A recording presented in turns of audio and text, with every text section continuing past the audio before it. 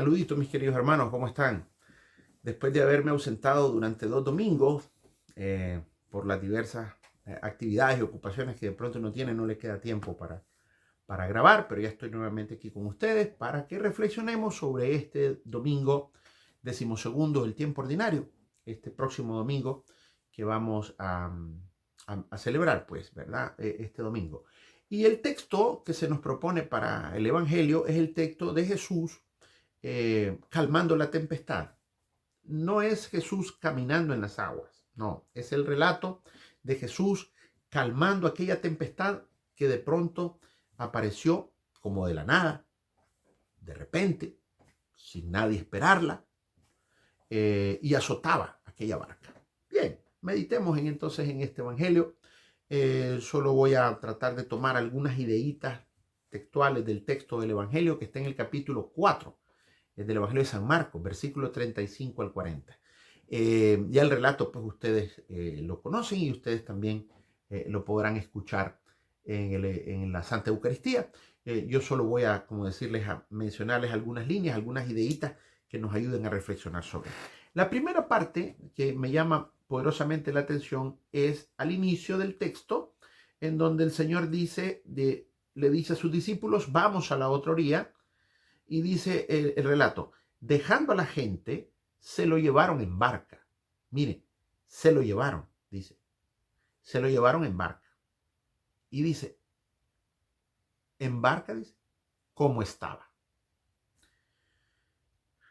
¿Y cómo estaba? ¿Cómo estaba Jesús? Que se lo llevaron. Dice, no es que él fue, se lo llevaron. ¿Y cómo se lo llevaron? Pues a cómo estaba. Pero ¿cómo estaba? ¿Cómo estaba? Bueno, si nos vamos a los capítulos anteriores, vamos a leer en el capítulo 2, el capítulo 3 sobre todo, la famosa jornada de Cafarnaúm. Fue una jornada intensísima de trabajo de Jesús. Sanó enfermos, le llevaban todos los enfermos, se los ponían en la puerta donde estaba, en la casa allá en Cafarnaúm, en la casa de Pedro. Expulsó demonios, hizo milagros. Y entonces probablemente estaba cansado. Estaba cansado porque era hombre y se agotaba. Y se lo llevaron a como estaba. No sé si se lo llevaron cargando porque estaba cansado.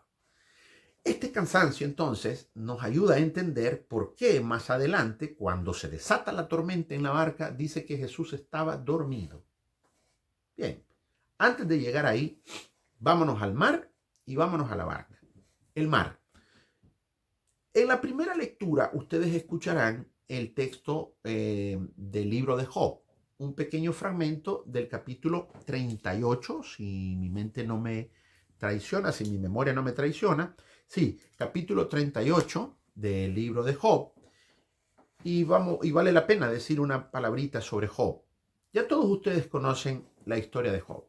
Un justo, un hombre bueno, que de repente el demonio se abalanza sobre él, le quita todo, al punto que Job queda en una situación verdaderamente lamentable, enfermo, solo, sin nadie. Comienza Job a cuestionarse. Y me imagino que en lo más profundo del corazón de Job el cuestionamiento era esto. ¿Será que Dios me abandonó? ¿Será que es que no tiene el poder Él para ayudarme? Y entonces la primera lectura nos relata o nos habla cómo Dios le hace una gran pregunta a Job y le dice, Job, pero ¿quién fue el que le puso límites al mar? ¿Quién es el que tiene la llave para ponerle una compuerta? ¿Pero por qué al mar? Porque, mis hermanos, en el antiguo Israel y en estos pueblos antiguos, el mar simbolizaba las fuerzas del mal, ¿verdad? Ya sabemos nosotros el poder tremendo que tiene el mar, una fuerza de la naturaleza que el hombre no puede controlar. La tormenta no la puede controlar. Ninguna fuerza de la naturaleza el hombre ha sido capaz de controlarla. No sabe preverla. Y si la prevé, no sabe hasta dónde, qué tan intensa va a ser. Podemos nosotros decir va a llover, pero no sabemos qué tanto, ni con qué fuerza, ni por cuánto tiempo. Perfecto. O un huracán. Ya ven ustedes los huracanes. Sí, todos estos centros de meteorología y todos estos centros, ¿verdad?, especialistas en estar monitoreando el clima, dicen que se está levantando un huracán y más o menos dicen que va a tomar tal curso, pero de repente el huracán agarra por otro lado. No, no podemos controlarlo. Pues el hombre antiguo temía por las fuerzas del mal y temía por el mar, porque también en su mentalidad, ahí en el mar habían animales misteriosos, monstruos marinos, ¿verdad? En la Biblia se habla precisamente del famoso Leviatán, un animal misteriosísimo que está allí en las profundidades del océano. Muy bien. Dios le dice a Job, Job, ¿quién es el que lo creó al mar? Yo creé esta criatura y yo la someto. Yo tengo el poder porque no es más poderosa que yo. Porque yo tengo la llave, ¿sí? Es una gran pregunta que le hace entonces, ¿verdad? Eso nos ayuda a entender ahora esto de las olas que se desatan de repente. Dice que fue como un huracán que de repente se desató ahí mientras van navegando, y algunos conocedores y especialistas en geografía bíblica y en geografía de esta zona de aquí del mar de Galilea, nos dicen que esas tormentas eran muy frecuentes, eran muy comunes. Era un viento que venía fuerte del monte Hermón. Bajaban esas corrientes del monte Hermón de viento y hacían que se desataran de repente estas grandes olas, estas tempestades.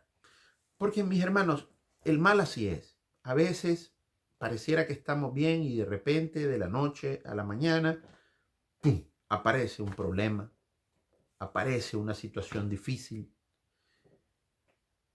aparece sin nosotros pensarlo, sin nosotros preverlo, sin nosotros darnos cuenta.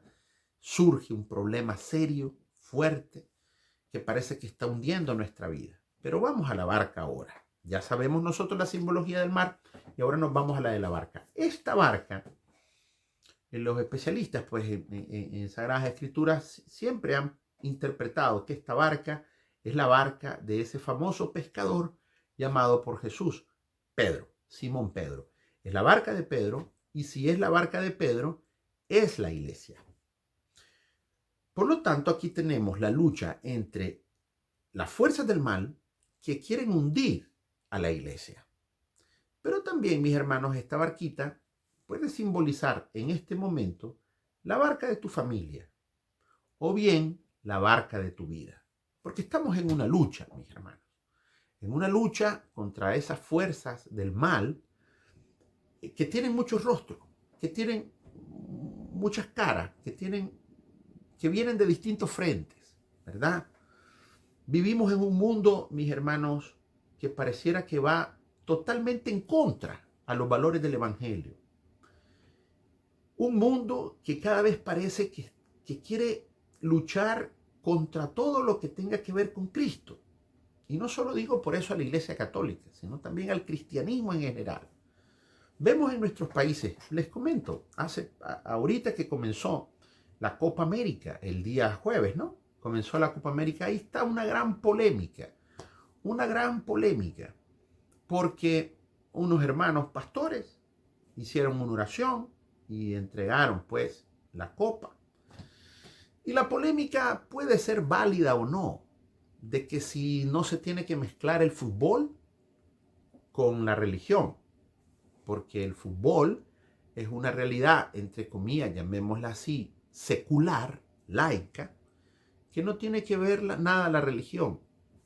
Y entonces se ve que lo que molesta es que haya sido una oración donde se invoca al Dios Altísimo, a Cristo. Porque yo he visto ceremonias en las que de pronto aparece, no sé, un artista, y hay gente que de pronto no le gusta ese artista, pero nadie dice nada. O de pronto se le quiere imponer a instituciones seculares como estas instituciones del fútbol, se les quiere de pronto imponer también ideologías como la ideología de género. Y vemos a muchos equipos de fútbol que andan la banderita del movimiento LGTBQ+, ¿verdad? Y tampoco nadie dice nada. En otros momentos se quieren imponer otro tipo de cosas y tampoco nadie protesta. Pero si es algo que tiene que ver con Cristo, ahí sí, la lucha. No porque tal cosa, no porque no hay que imponer la religión, ¿verdad? Todo parece ir en contra de la fe. Si nos vamos a la Iglesia Católica, igual, mis hermanos, la guerra contra la Iglesia Católica es tremenda. El mal no descansa en luchar contra la Madre Iglesia. Incluso tormentas que se desatan en el seno mismo de la Iglesia. Obispos que de repente están en contra del Papa, en contra del magisterio del cual ellos son parte, sacerdotes que parecen querer hacer su propia doctrina o malinterpretar las cosas propias de nuestra fe, o relajar de pronto el evangelio. En fin, mis hermanos, estamos en medio de una tormenta.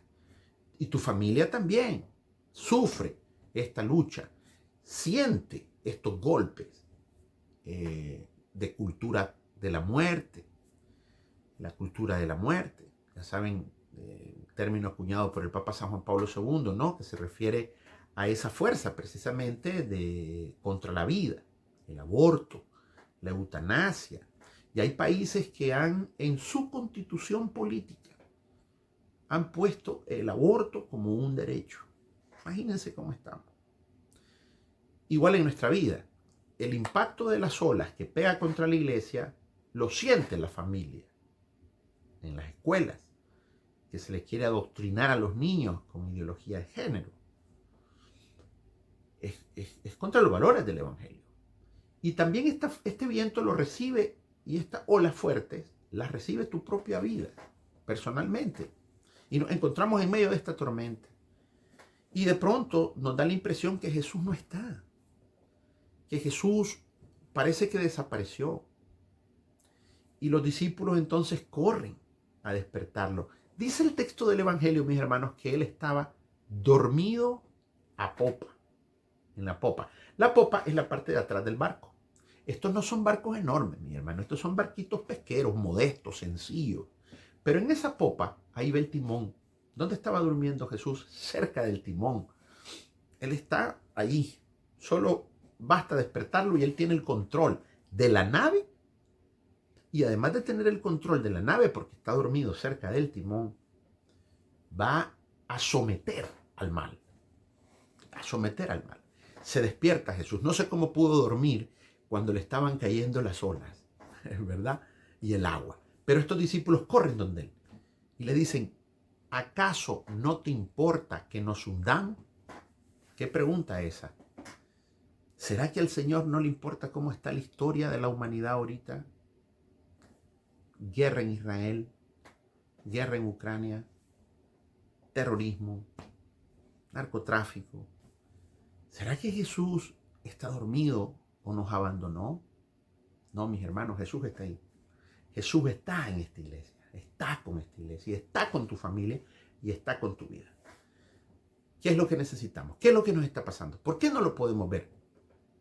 Jesús se levanta y les pregunta, dice que se pone en pie con gallardía, ¿verdad? Se pone en pie y les cuestiona y les hace dos preguntas. Les dice, ¿por qué sois tan cobardes? Ahí habían marineros. Recuerden que habían pescadores.